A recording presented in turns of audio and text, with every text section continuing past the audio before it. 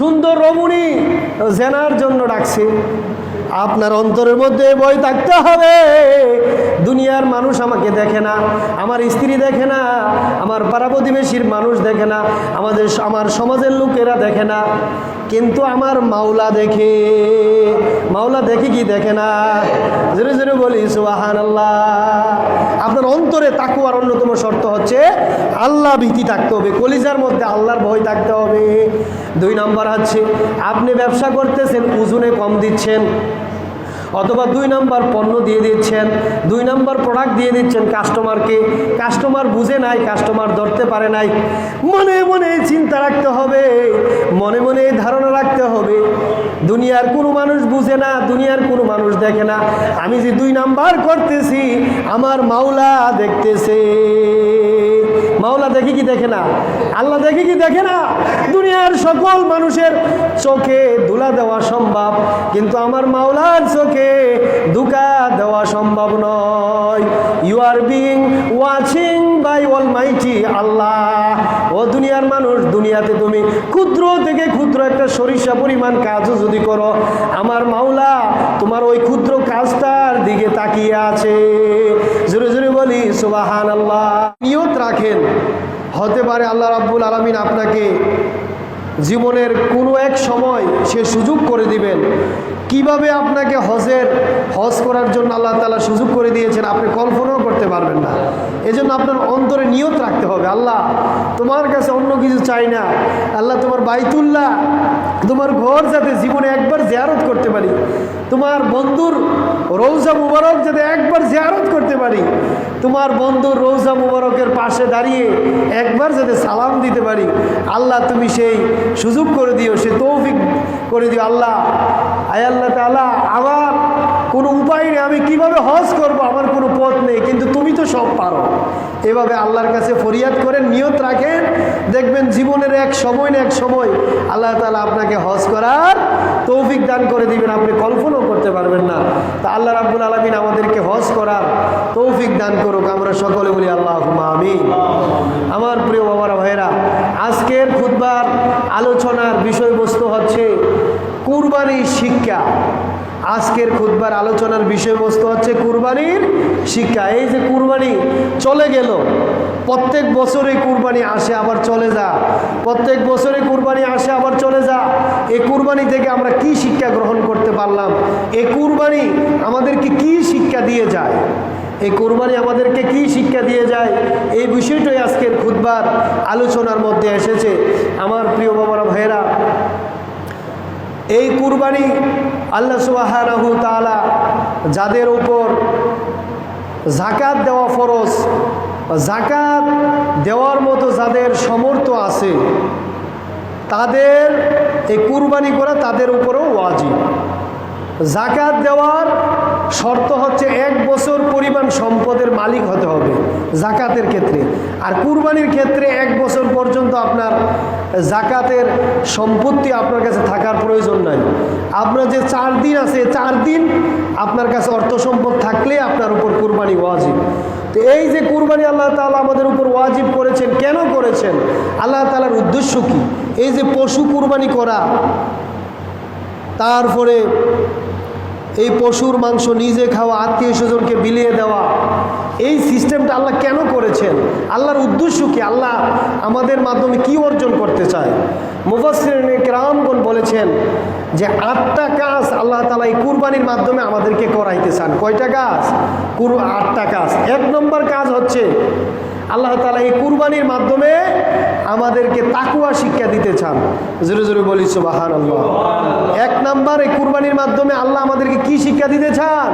তাকওয়া। তাকওয়া কি জিনিস? এর পূর্বে আমি আপনাদেরকে বলে নেই, আল্লাহ রাব্বুল আলামিন পবিত্র কোরআন মাজিদে বলেন, ওয়াতলু আলাইহিম নাবা আবনাই আদম বিল হক ইয ক্বাররাবা কুরবানান ফাতুকবিলা মিন আহাদিহিমা ওয়া লাম ইউতাকাব্বাল মিনাল আখার ক্বালা লাআকতুলান্নাক ক্বালা ইন্নামা ইয়াতাকাব্বালুল্লাহু মিনাল মুত্তাকিন। আল্লাহ রাব্বুল আলামিন পবিত্র কোরআন মাজিদে বলেন, হে রাসূল, আপনি আদম আলাইহিস সালামের 2 পুত্র হাবিল এবং কাবিলের কুরবানির বর্ণনা আপনি মানুষকে শুনিয়ে দেন। হাবিল এবং কাবিল আদম আলাইহিস সালামের দুই পুত্র, এরা যে আল্লাহর রাস্তায় কুরবানি করেছেন তাদের কুরবানির কথা দুনিয়ার মানুষকে জানিয়ে দেন। আল্লাহ রাব্বুল আলামিন পবিত্র কোরআন মাজিদে বলেন, ও রাসূল মানুষকে আপনি জানিয়ে দেন হাবিল এবং কাবিল তারা দুই ভাইয়ের মধ্যে বড় ভাইয়ের কুরবানি আল্লাহ তাআলা কবুল করেছেন, আর ছোট ভাইয়ের কুরবানি আল্লাহ তাআলা কবুল করে না। আদম আলাইহিস সালামের যে দুই পুত্র, বড় পুত্রের নাম হচ্ছে হাবিল, বড় পুত্রের নাম কি হাবিল, আর ছোট পুত্রের নাম হচ্ছে কাবিল। আল্লাহ তাআলা হাবিলের কুরবানি কবুল করলেন, কাবিলের কুরবানি কবুল করলেন না। তৎকালীন সময়ে হাবিল এবং কাবিল যখন কুরবানি করেছিল, সেই সময়ের বৈশিষ্ট্য ছিল যখন কুরবানি করত আকাশ থেকে আগুন এসে কুরবানির বস্তুটাকে আসমানে নিয়ে যেত। জোরে জোরে বলি সুবহানাল্লাহ। যার কুরবানি কবুল হইতো আসমান থেকে আগুন আসতো, আগুনের স্ফুলিঙ্গ আসতো, আর সেই কুরবানির জিনিসটাকে আকাশে নিয়ে যেত। জোরে জোরে বলি সুবহানাল্লাহ। আজকে যদি এই বিধান থাকতো, আমি হাজী সাহেব, আমি আলেম সাহেব, আমি মাওলানা সাহেব, আমরা লজ্জায় পড়ে যাইতাম। কারণ আসমান থেকে যার কুরবানি কবুল হবে আসমান থেকে আগুন এসে নিয়ে যাবে। তা আপনি এত বড় হাজী সাহেব, আপনি এত বড় মাওলানা সাহেব, আপনার কুরবানি কবুল হয়েছে না, আপনার কুরবানি মাটির মধ্যে পড়ে থাকবে। আর ওই রিক্সার ড্রাইভার গরিব মানুষ, সে কুরবানি করেছে, আসমান থেকে আগুন এসে তার কুরবানি আল্লাহ তাআলা আসমানে নিয়ে যেত। জোরে জোরে বলি সুবহানাল্লাহ। আমরা লজ্জায় পড়ে যেতাম। যাই হোক, তো ওই সময়ের ওই যুগের বিধান ছিল যার কুরবানি কবুল হবে আল্লাহ তাআলা তার কুরবানিকে আসমানে তুলে নিয়ে যেতেন। আমার প্রিয় বাবারা ভাইয়েরা, হাবিলের কুরবানি আল্লাহ তাআলা কবুল করলেন, কাবিলের কুরবানি আল্লাহ তাআলা কবুল করলেন না। কেন কাবিলের কুরবানি আল্লাহ কেন কবুল করলেন না? এটা পবিত্র কোরআন মাজিদে আছে না নাই? আছে। আল্লাহ তাআলা পবিত্র কোরআন মাজিদে বলেন, ইন্নামা ইয়াতাকাব্বালুল্লাহু মিনাল মুত্তাকিন। ও দুনিয়ার মানুষ,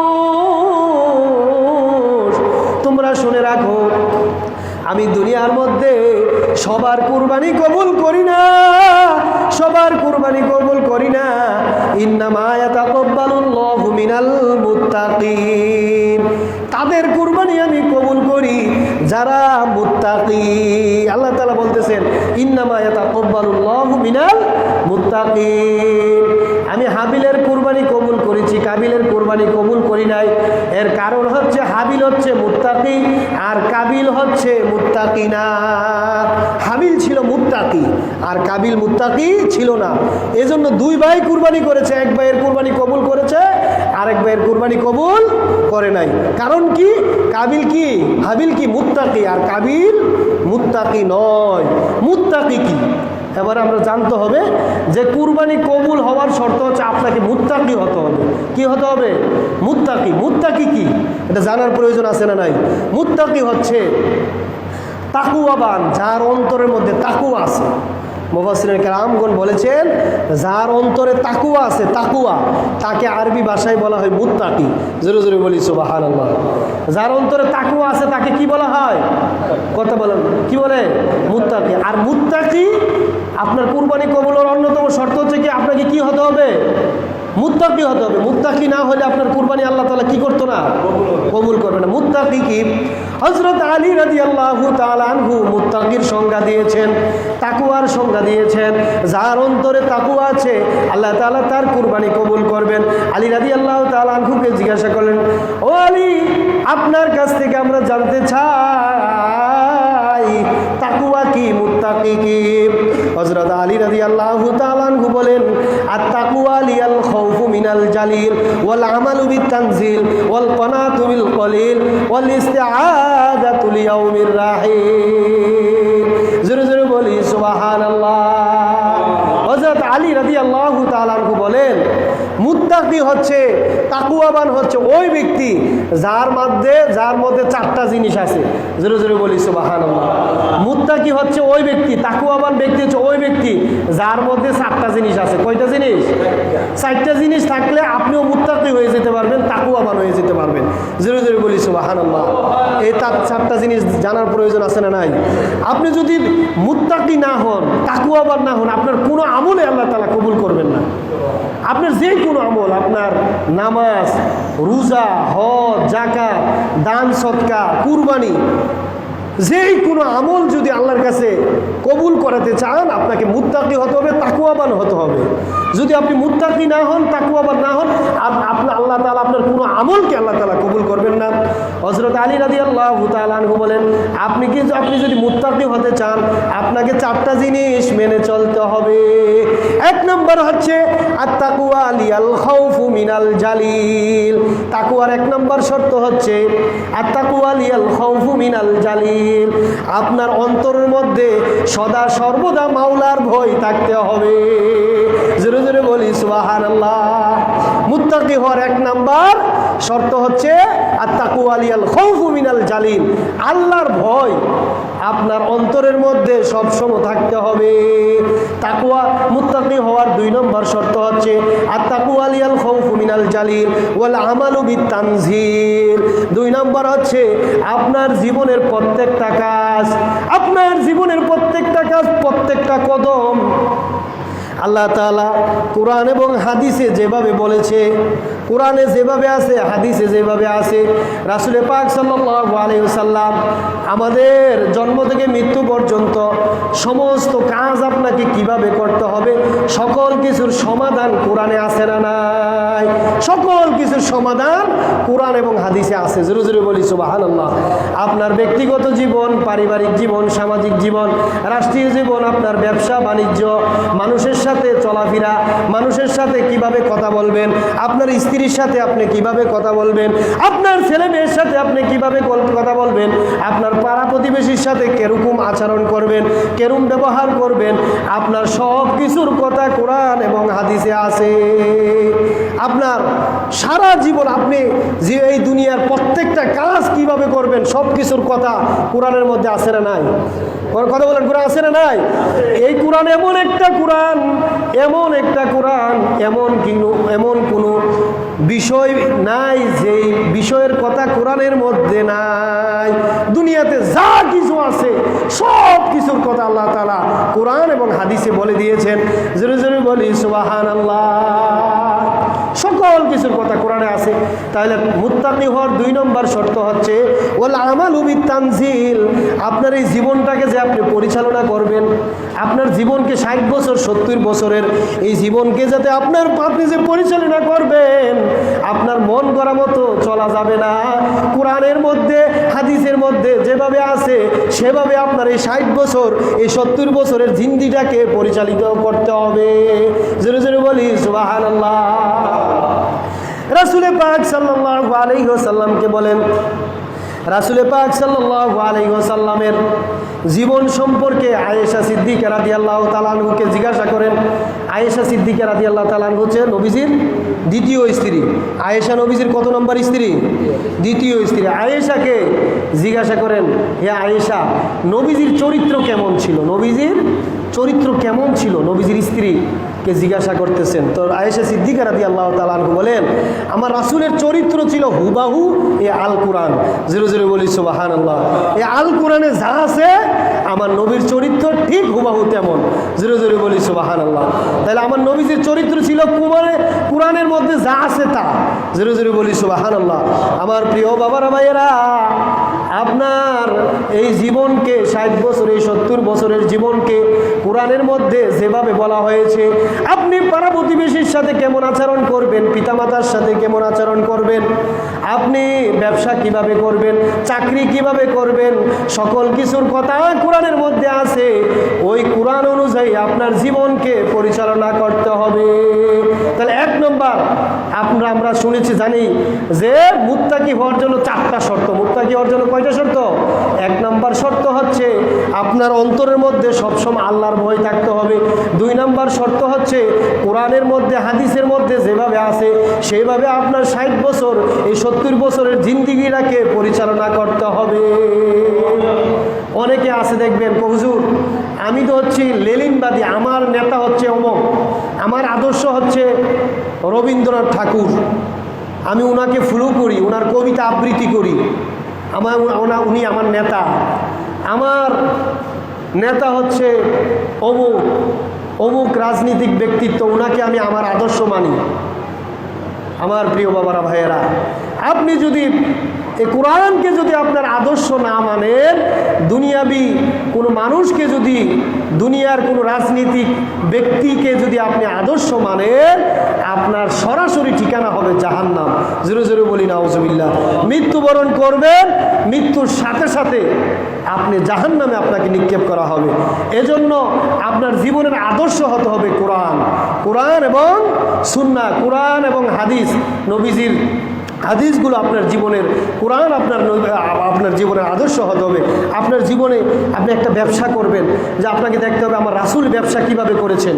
আপনি রাস্তা দিয়ে হাঁটবেন, রাস্তা দিয়ে হাঁটার সময় আপনাকে দেখতে হবে আমার রাসূল রাস্তার কোন পাশে হাঁটছে। আমার রাসূল রাস্তা দিয়ে হাঁটেন কি হাঁটেন নাই? আমার রাসূল রাস্তার ডান পাশ দিয়ে হাঁটতেন। আমার রাসূল ব্যবসা করেন কি করেন নাই? সাহাবাই কেরাম ব্যবসা করেন কি করেন নাই? সাহাবাই কেরাম রাসূলুল্লাহ সাল্লাল্লাহু আলাইহি ওয়াসাল্লাম যেভাবে ব্যবসা করেছেন সেভাবে আপনাকে ব্যবসা করতে হবে। রাসূল পাক সাল্লাল্লাহু আলাইহি ওয়াসাল্লাম তার পিতামাতার সাথে যেভাবে আচরণ করেছে সেভাবে আপনাকে আচরণ করতে হবে। আমার রাসূল পাড়া প্রতিবেশীর সাথে যেভাবে আচরণ করেছে, যেভাবে যেরকম ব্যবহার করেছে সেভাবে আপনাকে মানুষের সাথে ব্যবহার করতে হবে। আমার রাসূল তার স্ত্রীদের সাথে যেভাবে ব্যবহার করেছে, আমার রাসূলের 11 জন স্ত্রী এবং 2 জন দাসী ছিল, মোট 13 জন। আমার রাসূলের মোট কজন স্ত্রী কজন ছিল? 11 জন স্ত্রী আর 2 জন দাসী, মোট 13 জন ছিল। আমার প্রিয় বাবারা ভাইয়েরা, আমার রাসূল স্ত্রীদের সাথে যেভাবে আচরণ করেছে আপনাকে সেভাবে আচরণ করতে হবে। অর্থাৎ আপনার জীবনের প্রত্যেকটা কাজ করতে হবে রাসূলুল্লাহ পাক সাল্লাল্লাহু আলাইহি ওয়াসাল্লাম যেভাবে করেছে সেভাবে। জোরে জোরে বলি সুবহানাল্লাহ। আপনার মন গড়া মতো তাহলে হুজুর এটা তো মানা যাবে না, ধর্মের কথা কি সব কিছু কি মানা জানি? এরকম লোক আছে না নাই? ধর্মের কথা নাকি সব কিছু মানা জানা? এরকম কারো যদি চিন্তাধারা থাকে সে কাফের, সে সাথে সাথে কাফের হয়ে যাবে, সাথে সাথে বেঈমান হয়ে যাবে। আল্লাহ তাআলা পবিত্র কোরআন মাজিদে রাসূল পাক সাল্লাল্লাহু আলাইহি ওয়াসাল্লাম হাদিসের মধ্যে এমন কোনো বিধান দেন নাই যেই বিধান মানব জাতি মানতে সক্ষম নয়। এরকম কোনো কথা বলে নাই, যেই কাজটা, এমন কোনো কাজের কথা বলে নাই যে কাজটা করতে মানব জাতি অক্ষম, অথবা যেই ধর্মের কাজটা আপনি করলে আপনার ক্ষতি হতে পারে। কোরআন এবং হাদিসে এমন কোনো বিধান আল্লাহ তাআলা নাজিল করেন নাই। জোরে জোরে বলি সুবহানাল্লাহ। কোরআন এবং হাদিসে যা কিছু আছে সব কিছুই মানব জাতির কল্যাণের জন্য। জোরে জোরে বলি সুবহানাল্লাহ। আমার প্রিয় বাবারা ভাইয়েরা, মুত্তাকি হওয়ার জন্য 4টা শর্ত। 1 নম্বর শর্ত হচ্ছে আপনার অন্তরের মধ্যে সদা সর্বদা আল্লাহর ভয় থাকতে হবে। 2 নম্বর শর্ত হচ্ছে কোরআন এবং হাদিসে যেভাবে আছে আপনার এই 60 বছর 70 বছরের জিন্দিটাকে হুবাহু সেইভাবে আপনার পরিচালনা করতে হবে। 3 নম্বর শর্ত হচ্ছে ওয়াল আমালু বিত-তানজিল ওয়াল কনাতু বিল কলিল, অল্পতে সন্তুষ্টি থাকতে হবে। 4 নম্বর শর্ত হচ্ছে ওয়াল কনাতু বিল কলিল ওয়াল ইস্তিআদাতু লিয়াউমির রাহিল। আর 4 নম্বর শর্ত হচ্ছে আপনাকে মৃত্যুর জন্য প্রস্তুতি নিতে হবে। জোরে জোরে বলি সুবহানাল্লাহ। আমরা জেনেছি যে আপনি যদি মুত্তাকি না হন, তাকওয়াবান না হন, আল্লাহ তাআলা আপনার কুরবানি কবুল করবেন না। হাবিলের কুরবানি আল্লাহ কেন কবুল করেছিলেন? হাবিলের কুরবানি কেবল করেছিলেন সে মুত্তাকি ছিল, তাকওয়াবান ছিল। তো মুত্তাকি হওয়ার জন্য কয়টা শর্ত প্রয়োজন? 4টা। কথা বলেন কয়টা শর্ত? 1 নম্বর শর্ত হচ্ছে কি আপনার এই অন্তরের মধ্যে সদা সর্বদা কার ভয় রাখতে হবে? জোরে বলেন কার ভয়? আল্লাহর ভয়। আপনি জেনা করবেন, সুন্দর রমণী, আপনার বাড়ি ফাঁকা একা, আপনার স্ত্রী নাই, অথবা আপনি এরকম সুযোগ পেয়েছেন আপনাকে জেনার জন্য ডাকছে, সুন্দর রমণী জেনার জন্য ডাকছে, আপনার অন্তরের মধ্যে ভয় থাকতে হবে। দুনিয়ার মানুষ আমাকে দেখে না, আমার স্ত্রী দেখে না, আমার পাড়া প্রতিবেশীর মানুষ দেখে না, আমার সমাজের লোকেরা দেখে না, কিন্তু আমার মাওলা দেখে। মাওলা দেখে কি দেখে না? জোরে জোরে বলি সুবহানাল্লাহ। আপনার অন্তরে তাকওয়ার অন্যতম শর্ত হচ্ছে আল্লাহ ভীতি থাকতে হবে, কলিজার মধ্যে আল্লাহর ভয় থাকতে হবে। 2 নম্বর হচ্ছে আপনি ব্যবসা করতেছেন, ওজনে কম দিচ্ছেন, অথবা 2 নম্বর পণ্য দিয়ে দিচ্ছেন, 2 নম্বর প্রোডাক্ট দিয়ে দিচ্ছেন কাস্টমারকে, কাস্টমার বুঝে নাই, কাস্টমার ধরতে পারে নাই। মনে মনে চিন্তা রাখতে হবে, মনে মনে ধারণা রাখতে হবে, দুনিয়ার কোনো মানুষ বুঝে না, দুনিয়ার কোনো মানুষ দেখে না, আমি যে 2 নাম্বার করতেছি আমার মাওলা দেখতেছে। মাওলা দেখে কি দেখে না? আল্লাহ দেখে কি দেখে না? দুনিয়ার সকল মানুষের চোখে ধুলা দেওয়া সম্ভব, কিন্তু আমার মাওলার চোখে ধোঁকা দেওয়া সম্ভব নয়। You are being watching by almighty Allah. ও দুনিয়ার মানুষ, দুনিয়াতে তুমি ক্ষুদ্র থেকে ক্ষুদ্র একটা সরিষা পরিমাণ কাজও যদি করো, আমার মাওলা তোমার ওই ক্ষুদ্র কাজটার দিকে তাকিয়ে আছে। জোরে জোরে বলি সুবহানাল্লাহ। তাহলে অন্তরের মধ্যে চিন্তা রাখতে হবে, অন্তরের মধ্যে ভয় রাখতে হবে যে আমার মাওলা আমার সব কিছু দেখতেছে। 1 নম্বর শর্ত মুত্তাকি হওয়ার জন্য। 2 নম্বর শর্ত হচ্ছে কোরআন এবং হাদিস অনুযায়ী আপনার এই 60 বছরের 70 বছরের জীবনকে পরিচালনা করতে হবে। 3 নম্বর মুত্তাকি হওয়ার জন্য শর্ত হচ্ছে অল্পতে সন্তুষ্টি থাকতে হবে। আর 4 নম্বর আপনার তাকওয়ার শর্ত হচ্ছে মৃত্যুর জন্য প্রস্তুতি নিতে হবে। মৃত্যুর জন্য প্রস্তুতি নিতে হবে। রাসূল পাক সাল্লাল্লাহু আলাইহি ওয়াসাল্লাম বলেন, মানুষের সবচেয়ে নিকটবর্তী জিনিস হচ্ছে মানুষের মৃত্যু। জোরে জোরে বলি সুবহানাল্লাহ। মানুষের সবচেয়ে নিকটে কোন জিনিস? মৃত্যু। আমার রাসূল তার নুরানি জবান মুবারক দিয়ে হাদিস শরীফের মধ্যে বলেন, এই মানুষের ঘাড়ের মধ্যে মোটা মোটা 2টা রগ আছে, এটাকে বলা হয় শাহরগ। এই মোটা মোটা রগগুলা মানুষের যত নিকটে, তার চেয়ে বেশি নিকটে হচ্ছে মানুষের মৃত্যু। আপনার মৃত্যুর জন্য প্রস্তুতি নিতে হবে যে আমার পিছনে পিছনে আজরাইল মৃত্যুর ফেরেশতা ঘুরতেছে, যেই কোনো মুহূর্তে আমার এই আজরাইল আমার মৃত্যু কবজ করতে পারে, আমার রুহু নিয়ে যেতে পারে। আমার প্রিয় বাবারা ভাইরা, এই দুনিয়াতে আসার সিরিয়াল আসে, এই দুনিয়াতে আসার সিরিয়াল আসে না নাই? মায়ের গর্ভ থেকে আসার সিরিয়াল আছে, কিন্তু যাওয়ার কোনো সিরিয়াল নাই। যেই কোনো মুহূর্তে আপনি এত স্বাস্থ্যবান, এত সুস্বাস্থ্যের অধিকারী, আপনার কোনো নিরোগ, আপনার কোনো রোগ নাই। আল্লাহ তাআলা রোগ ছাড়াও যেই কোনো মুহূর্তে ফেরেশতা পাঠিয়ে আপনাকে আপনার রুহুটা কবজ করতে পারে। তাহলে এই তাকওয়াবান মুত্তাকি হওয়ার জন্য শর্ত কয়টা? 4টা। একটু বলেন, আমি আজকে আলোচনা শেষ করে ফেলবো। 4টা শর্ত বলতে হবে। 1 নম্বর শর্ত কি? আল্লাহর ভয় সবসময় আপনার কলিজায় থাকতে হবে। আল্লাহর ভয় সবসময় আপনার কলিজায় থাকতে হবে, যে আমার সব কিছু দেখতেছি কি আল্লাহ। 2 নম্বর শর্ত হচ্ছে বলে আমালু বিন তানজিল, কোরআন এবং হাদিসে যা আছে ওই অনুযায়ী আপনার জীবনটাকে পরিচালনা করতে হবে। 2 নম্বর শর্ত। আর 3 নম্বর হচ্ছে অল্পতে সন্তুষ্টি থাকতে হবে। অল্পতে অল্পনা তুবিল কলিল। আল্লাহ যা দিয়েছে আল্লাহর কাছে শুকরিয়া। আল্লাহ যা দিয়েছে আল্লাহ শুকরিয়া। আমার একখানি জমি আছে, এরকম মানুষ তো আছে তার কিছুই নাই। আমার একটা ঘর আছে, এরকম মানুষ তো আছে রাস্তার মধ্যে জীবনযাপন করে, এরকম আছে না নাই? খোলা আকাশের নিচে জীবনযাপন করে, এরকম লোক আছে না নাই? আমার 2টা পা আছে, 2টা হাত আছে, এমন লোক তো আছে তার পাও নাই, হাতও নাই, আছে না নাই? এই জন্য 2 নম্বর শর্ত হচ্ছে, 3 নম্বর শর্ত অল্পতে সন্তুষ্টি থাকতে হবে। অল্পতে কি থাকতে হবে? সন্তুষ্ট। আল্লাহ যা দিছে আল্লাহর কাছে শুকরিয়া। আল্লাহ হচ্ছে আমারে খারাপও বানাইতে পারতো। আর 4 নম্বর শর্ত হচ্ছে আপনাকে মৃত্যুর প্রস্তুতি নিতে হবে। কিসের প্রস্তুতি? মৃত্যুর প্রস্তুতি নিতে হবে। আমার প্রিয় বাবারা ভাইয়েরা, আমরা যখন এক জায়গা থেকে আর এক জায়গা যাই, বিদেশে যাই, 1 বছর ধরে শুধু প্রস্তুতি নেই। ভিসা, পাসপোর্টের, প্রথমে পাসপোর্টের কাজ করি, পাসপোর্টের কাজ হলে ভিসা প্রসেসিং, ভিসার পরে টিকেটের প্রসেসিং। 1 বছর ধরে বিদেশ গেলে শুধু প্রস্তুতি নেই। প্রস্তুতি নেই কি নেয় না? বিদেশ গেলে কি আপনি হট করে চলে যেতে পারবেন? আগ থেকে প্রস্তুতি নেওয়ার দরকার আছে না নাই? আপনি যে এই দুনিয়া থেকে কবরে যাবেন, মৃত্যুর পরবর্তী জীবনে যাবেন, ওই দুনিয়াতে যাওয়ার পূর্বে আপনার প্রস্তুতি নেওয়ার দরকার আছে না নাই? আপনাকে প্রস্তুতি নিতে হবে। আপনি এই দুনিয়া থেকে এক দেশে থেকে আরেক দেশে যেমনিভাবে ভিসা ছাড়া পাসপোর্ট ছাড়া যেমনিভাবে ওই দেশে পা রাখার সাথে সাথে আপনাকে জেলে ঢুকানো হবে, ঠিক তেমনিভাবে এই দুনিয়া থেকে আপনি আখেরাতে যদি ভিসা পাসপোর্ট ছাড়া আমল ছাড়া কোনো প্রস্তুতি ছাড়া মৃত্যুর পরবর্তী আখেরাতে যান, কবরে যান, সাথে সাথে জাহান্নামের ফেরেশতারা আপনাকে গ্রেফতার করে ফেলবে। আপনাকে মৃত্যুর প্রস্তুতি নিতে হবে। কিসের প্রস্তুতি? মৃত্যুর প্রস্তুতি। আর মৃত্যুর প্রস্তুতিটা কিভাবে নেবেন? আমলের মাধ্যমে। আপনি দান করেন, যাকাত দেন, নেক আমল করেন, ভালো ভালো কাজগুলো করেন, তাহাজ্জুদ পড়েন, তারপরে প্রতি মাসের 13 তারিখ, 14 তারিখ, 15 তারিখ এই রোজাগুলো, আইয়ামে বীজের রোজাগুলো রাখেন, সোমবার বৃহস্পতিবার রোজাগুলো রাখেন, 5 ওয়াক্ত সালাত জামাতের সাথে আদায় করেন, সকালবেলা পবিত্র কোরআন মাজিদ অন্তত 24 ঘন্টার মধ্যে 20টা মিনিট কোরআন শরীফ তেলাওয়াত করেন, 20টা মিনিট একটু জিকির আজকার করেন।